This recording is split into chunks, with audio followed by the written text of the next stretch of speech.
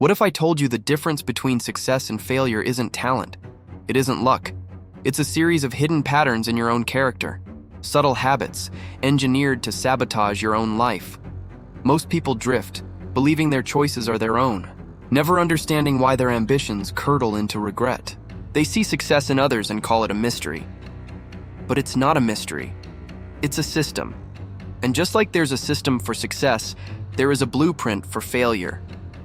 In the next few minutes, we're exposing the 5 most critical patterns that silently steer you toward ruin. What you learn will change how you see your own path. Ever get the feeling that your life's direction isn't entirely your own? You believe your goals, your drive, your setbacks all come from a place of pure, independent will. But here's the truth. Our outcomes are constantly being shaped by invisible forces inside our own minds. Your life isn't a neutral stage. It's an active participant, with hidden psychological tripwires designed to pull you off course. These aren't overt moments of disaster. They are sophisticated patterns engineered to bypass your rational mind. They whisper to your deepest instincts and fears, guiding you without you even realizing it. Today, we're decoding 5 of the most powerful psychological patterns that invisibly shape your future. Stay with me, because once you see this, you'll never look at a simple setback the same way again. The first character is the fixed mindset. Let's start with the first obstacle you face, a major setback. The project fails, the job offer is rescinded, the market shifts. The pressure is on. For many, the reaction is immediate. It's over. I can't compete.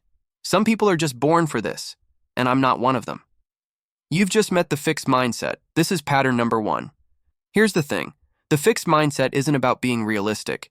It's a piece of psychological framing, a deliberately self-sabotaging belief that your talent, your intelligence, your potential are set in stone. It's a weapon you turn on yourself. When you encounter a real challenge, your brain sees it not as a problem to be solved, but as a final verdict on your worth. Our brains are terrible at evaluating our own absolute potential. So instead, our minds bend toward a simple, brutal comparison. I am not good enough. Failure stops being an event. It becomes your identity. You don't fail at the task, you believe you are a failure. For the person trapped in this pattern, a setback isn't a market challenge. It's proof of their deepest fear, that they just don't have what it takes. Their mind manufactures a narrative of defeat to prevent them from trying again. Why? Because if you don't try something difficult, you can never have your inadequacies exposed. But there's another path, the growth mindset. It's the fundamental belief that your abilities can be developed through dedication. This isn't just positive thinking, it's a strategic shift. The person with a growth mindset feels the same initial panic, but then their mind starts working on a different frequency. They don't see a verdict, they see data. Their first thought isn't, I'm not good enough, but what can I learn from this? The research by psychologist Carol Dweck is clear. This mindset makes you resilient because failure becomes temporary, a source of information. The mind shifts from, I can't do this to, how can I do this? It reframes the problem. What don't I know? Who can I learn from? How can I get smarter? This is the first divergence. The fixed mindset convinces you that talent is all that matters, so you give up before the real fight begins. It's a trap designed to protect your ego at the cost of your future. The second character is impulsivity and poor self-control.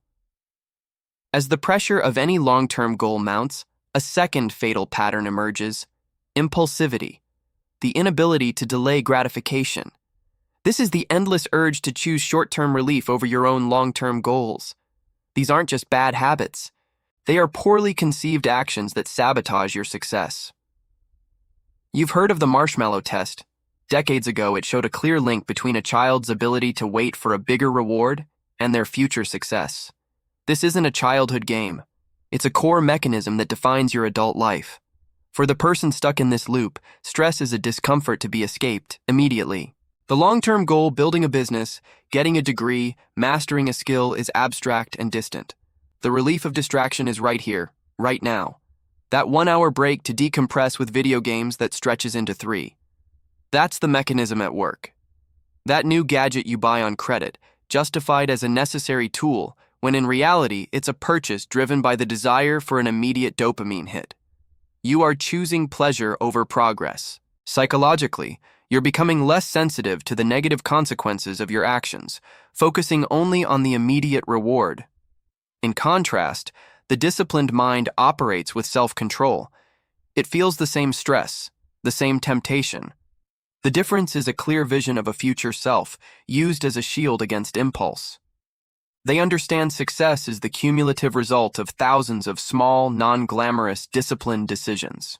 They use techniques like temptation bundling, linking a reward to the completion of a difficult task. The pleasure isn't denied, it's placed in its proper order. It becomes a reward for progress, not an escape from it. One life becomes a series of chaotic reactions to the whims of the moment. Bored, seek entertainment; stressed, seek escape. The other is a series of deliberate actions aligned with a future vision. This second pattern, impulsivity, is allowing the desire for immediate relief to constantly dismantle the architecture of a better future. The third character is perfectionism, leading to inaction.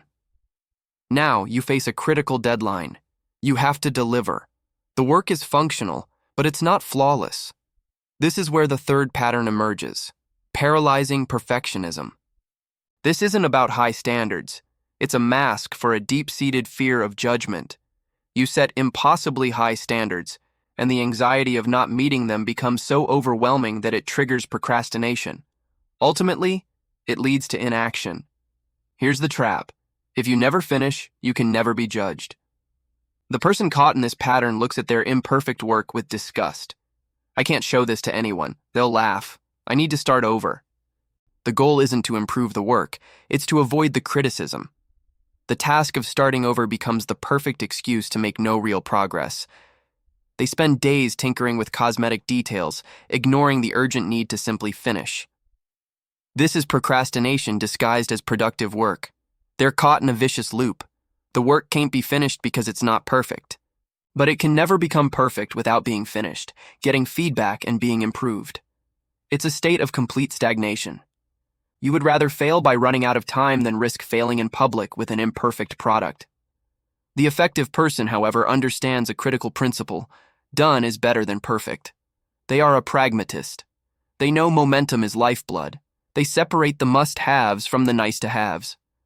The core function must work. The cosmetic flaw? We can acknowledge it and call it a work in progress. They embrace the concept of a minimum viable product. The goal is to get into the feedback loop.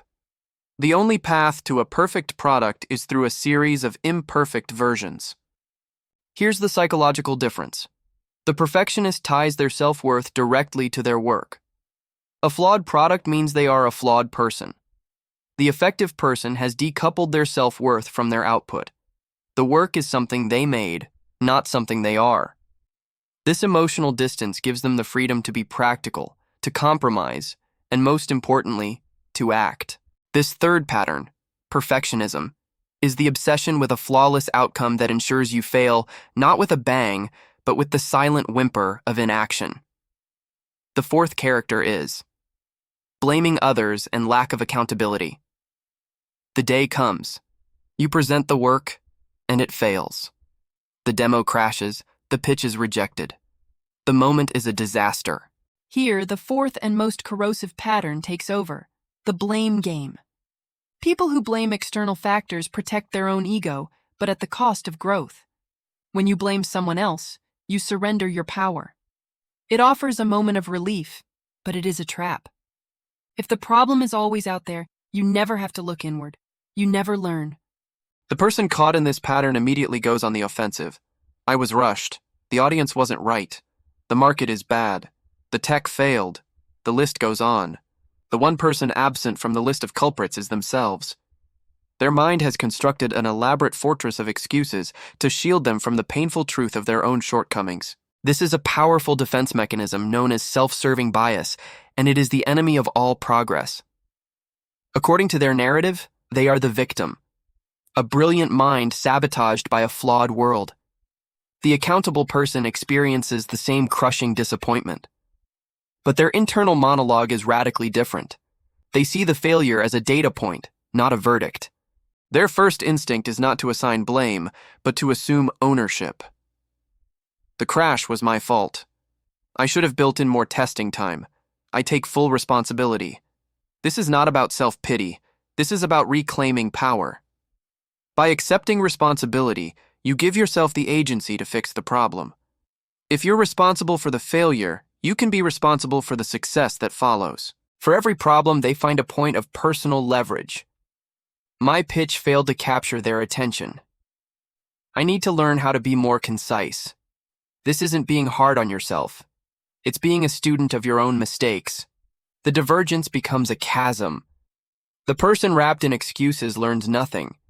They feel resentful, convinced the world is conspiring against them. They are doomed to repeat their mistakes because they refuse to see them as their own. The accountable person is already stronger. They have a list of actionable insights. They are learning.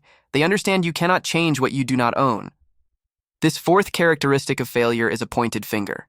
It's the chronic refusal to look in the mirror, ensuring you're at the mercy of a world you believe is holding you down. The fifth character is poor planning and lack of goal orientation. After the debacle, the dream is on life support. This is where the final pattern delivers the finishing blow. Poor planning and no clear goals. Failing to plan is planning to fail. Without a roadmap, you drift aimlessly. A good plan isn't a guarantee. It's a navigation tool. It breaks a huge ambition down into small, manageable steps. The person destined to fail has vague goals. Get successful. Make an impact. These aren't goals. They're fantasies. They are never translated into a concrete step-by-step plan. What are the key performance indicators for the next 3 months? What is the daily objective? The motto is, we'll figure it out as we go. This lack of a plan is why they're so vulnerable to impulse and perfectionism.